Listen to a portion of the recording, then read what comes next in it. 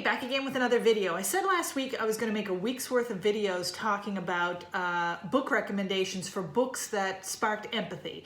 And I did that. I did two, and then I got Emma to do two guest spots, and then a few days passed and it's not the same week now. But I think the whole concept of a week is becoming kind of meaningless. Time is a construct. We all interpret it differently at this point.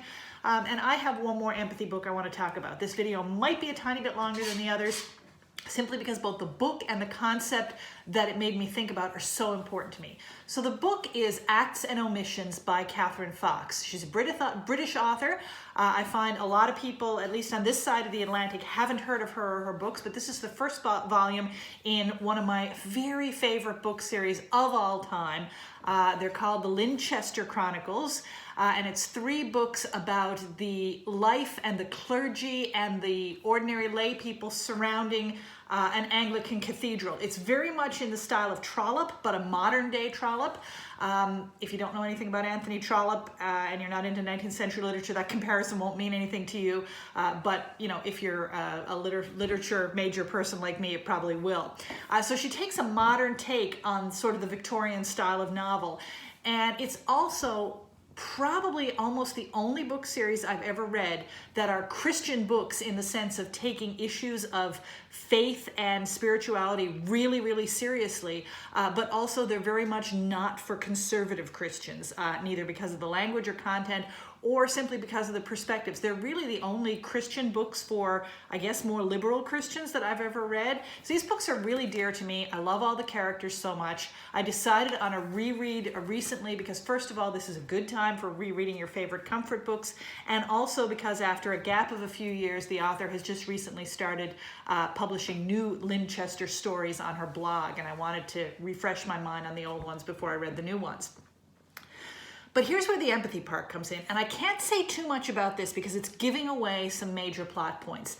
But there is a character in this book who does something bad. I mean, there's, you know, obviously there are several. It wouldn't be much of a story otherwise. But there's a character in this book, a religious character, as many of them are, because it is centered around a cathedral community, who does something that I think most of us would describe as one of the most blatantly hypocritical and despicable things you could imagine. And I mean, we all hate hypocrites. Everybody hates hypocrites. Jesus was hard on hypocrites. So, you know, when you see somebody in a position of religious authority abusing that power in a way that is not only wrong, but really hypocritical, that's a person that we all love to hate on.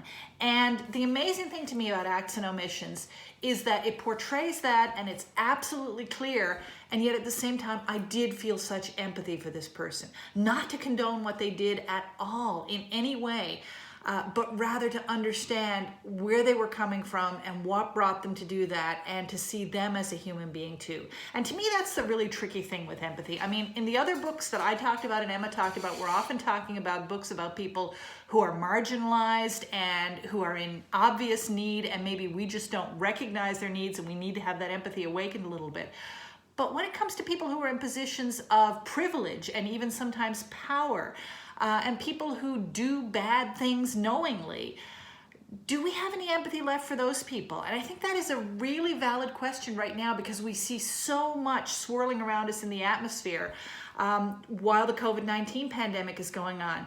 For example, when somebody who has used their platform, whether it's large or small, to downplay the virus and say, oh, it's not that big a deal, I'm not worried about getting it, and thus put other people at risk, if that person themselves then becomes sick, and maybe even dies, do we rejoice in that? Do we say, well, at least they got what they deserved? Or do we feel any empathy for that person? Should we even feel empathy for that person? It's a tough question. I've seen a lot of debates about it. I know the kind of person I want to be. I don't always manage it, but the kind of person I want to be is someone who has empathy even for people who knowingly do bad things. Never to condone what they do, but to empathize with them, because they are human and I am human, and sometimes I do bad things too.